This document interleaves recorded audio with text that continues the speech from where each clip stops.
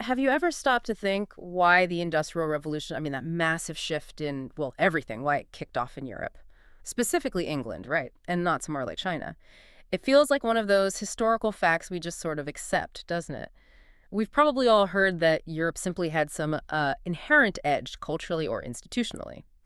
Well, today we're doing a deep dive into a book that really turns those assumptions on their head. Kenneth Pomeranz's The Great Divergence. It's quite something. It really is. Pomeranz challenges pretty much everything we thought we knew about, the rise of the West. Mm-hmm. He basically argues it wasn't about some innate European superiority at all. Yeah. Instead, he offers this surprisingly, almost accidental explanation for why Europe surged ahead when it did. Okay, right. Let's get into this. Our mission today is to unpack Pomeranz's main argument. We're going to compare 18th century China, specifically the really prosperous Jiangnan region with England. And we'll look at the two kind of random factors related to geography and resources that he says changed the game entirely. So get ready, because this might shake up some things you thought you knew about history. So before we jump into Pomeranz's pretty revolutionary ideas, let's quickly touch on the story he's arguing against. The one most of us probably learned. For ages, the dominant idea was that Europe was kind of destined for this. People pointed to cultural things like the Renaissance, the Enlightenment, maybe even back to ancient Greece as laying the groundwork.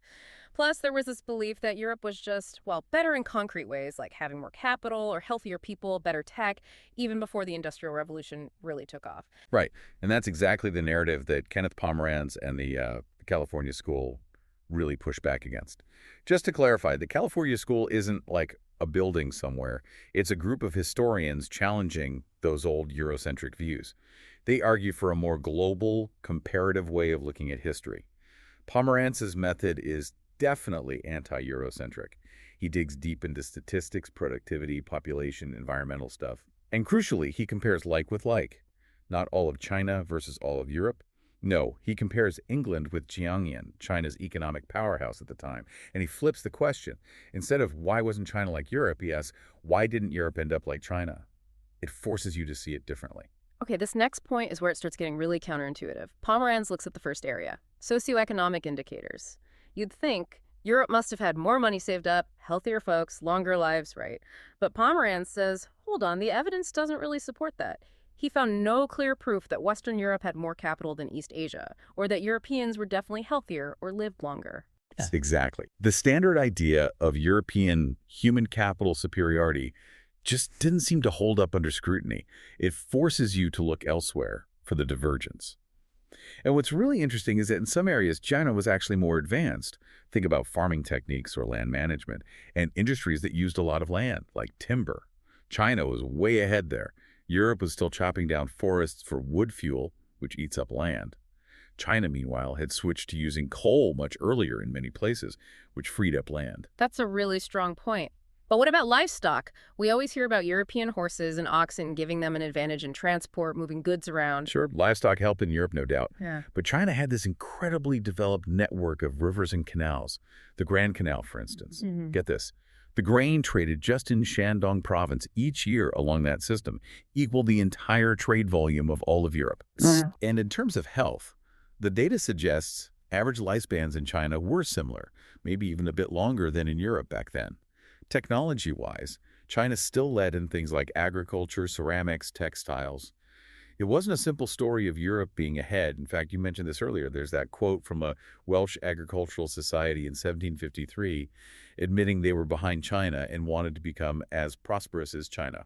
That Welsh quote really says something. And speaking of innovation, you mentioned something about cotton spinning. Yeah, this is a great little detail. In 17th century northern China, where they grew cotton, it gets really dry, which makes spinning difficult. So they invented the humid cellar. Basically, a cellar kept damp to maintain the right humidity for cotton spinning year-round. And this practical idea spread really quickly. It shows grassroots innovation solving a real problem. Okay, so if the economies were surprisingly similar in those ways, what about market freedom? That's usually seen as a big European advantage, right? Let's move to the second area, market economy freedom. We often hear that Ming and King China was all about farming and kind of suppressed trade, heavy agriculture, light commerce. But Pomeranz flips that too. He argues 18th century China was actually closer to Neoclassical economics. Right, and neoclassical economics, just briefly, is about free markets, individual choice, less government meddling. Pomeranz argues China actually embodied some of these principles quite strongly. Take land. From the mid-Ming period, most land in China could be freely bought, sold, transferred. Tenant farmers had real incentives to produce more because they kept a good chunk of the extra yield. Compare that to England in the 19th century, where maybe half the land was tied up in family estates, couldn't be easily sold, much less flexible. So this idea that China had a kind of modern market economy back then, what does that really mean for how we understand things? Well, it challenges the idea that free markets are just a Western thing, or that they were the key ingredient for Europe's later success. Economic dynamism clearly existed elsewhere. And think about people moving for work. Europe had lots of barriers, legal and economic, stopping people from moving easily, even to America. But in China, between the 17th and 18th centuries, millions moved to areas where labor was needed, often with the government actually encouraging it. That is a big difference. And you mentioned something like anti-monopoly laws. How did that work for ordinary farmers? Yeah, China had rules aimed at preventing monopolies and protecting farmers from going bankrupt. This gave them more breathing room, more freedom to do side hustles like spinning or weaving to sell, not just for their own family. In Europe, meanwhile, farmers often got stuck in cycles of debt. So less debt trap, more freedom to produce for the market. Exactly. And this meant the income gap between cities and the countryside was smaller in China compared to Europe, where, say, a weaver's income could swing wildly depending on who they were working for. It shows that free market ideas were definitely operating in China then. Okay, third area, luxury consumption. There's this concept called luxurious objectification. The idea is showing wealth shifted from having loads of servants, remember Zhang Zhuxiang's 32-person sedan chair, pure conspicuous waste. It shifted towards consuming expensive stuff, sugar, cocoa, tobacco, coffee, tea. The traditional theory says this shift drove early European capitalism because making these goods needed vast land and labor, boosting trade. Right, I've heard that. But Pomeranz found something different. Yeah, his research suggested European consumption of these things didn't really explode as early as people thought. Mhm. Outside of Britain, sugar consumption in 18th century Europe barely grew. Wait, so who was consuming sugar then? Well, here's the kicker. China's sugar consumption was actually higher than Europe's until about 1800. No way. Yes. And the later European rise wasn't just about getting richer. It was partly population growth in wealthy areas, sure, but also, kind of grimly, food scarcity. Refined sugar became a cheap source of calories for the poor. China, meanwhile, managed to keep its food supply growing alongside its population for longer. And what about silver? China imported tons of silver after the 15th century. Was that just hoarding? Pomeranz argues against that too. He suggests seeing silver itself as a kind of refined luxury product. So China acquiring all that silver wasn't just saving, it was another form of luxury consumption, fitting that pattern. And just quickly, the fourth area, finance and economic policy. People assumed the West was way ahead with accounting, joint stock companies, property rights. Pomeranz found Chinese accounting was actually very sophisticated. Think of those century-old shops like Rufixan, they had complex books. And European joint stock companies, they didn't necessarily outperform Chinese merchants in competition. And that common idea that Asian governments clamp down on merchants. Pomeranz flips that too. He points out the Chinese government didn't focus much on overseas traders. Yes, they got less state protection, but also less state control. So in practice, they might have been more free in their daily business than Europeans under mercantilist rules. So you add all these similarities up, and you get to Pomeranz's point about ecological constraints. Despite having fewer people overall, Europe and China were facing surprisingly similar environmental problems by the 18th century deforestation, running out of resources. China, with its huge population, had pushed intensive farming really far. But both places were bumping up against a ceiling, what we call the Malthusian trap. Right, where population outstrips resources and living standards start to fall. Exactly. Or a related idea, involution, where you keep adding more labor to the same amount of land, but each person produces less and less. You get stuck without a big technological leap or suddenly finding more land. So it's incredibly clear now. 18th century Jiangnan and England looked remarkably similar in so many ways, economically, technologically, even ecologically. Both seemed poised for something big, but both were hitting walls. If they were so alike, what actually caused the Great Divergence? How did England manage to break out of that shared trap? Okay, so this is where Pomeranz brings in the two accidental factors. The first one is coal. Coal was just fundamental to the Industrial Revolution. And Britain got incredibly lucky. Its main coal deposits were located really close to its growing industrial centers. That slashed transport costs and made using coal much, much easier. Okay, location matters, but there's more to it, right? This is where it gets really interesting with the mines themselves. Precisely. British coal mines weren't just nearby, they were also wet. Very wet. Pumping water out was a massive engineering challenge. It needed huge amounts of power, sometimes the equivalent of hundreds of horses for just one mine. And that specific, urgent problem drove the development and refinement of steam engines, like Watt's famous one. They needed a powerful pump desperately. Ah, so the problem spurred the solution. Exactly. It created this powerful feedback loop. You need coal to run the steam engines to pump water out of the coal mine so you can get more coal. This intense demand for a better pump just didn't really exist in the same way in China. But wait, didn't China use coal really early on? You mentioned that. So why didn't they develop steam engines in the same way? You're absolutely right. China was a massive coal user way back in the Song Dynasty, even earlier than Europe in terms of scale. Their 1080 output was more than Europe's total in 1700. But by the Ming and Qing dynasties, China's economic heartland had shifted south to Jiangnan.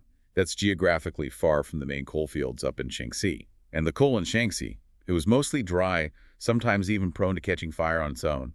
So no major water pumping problem. Ah, so no problem, no pressure to invent that specific solution. Pretty much. Even though Chinese inventors did create devices that were similar in principle to early steam engines, there wasn't that critical large-scale demand to drive their development and widespread adoption like there was in Britain for pumping mines. Okay, so coal, its location and its specific wetness was one huge accidental factor. What was the second one? The second factor, New World colonies. Right, back to the Malthusian trap population versus resources. Both England and Jiangnan were facing that squeeze around 1800.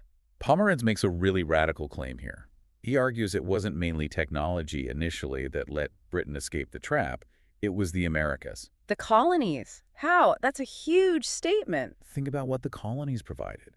Vast amounts of products that require a lot of land to grow, especially cotton, for the textile mills, and sugar.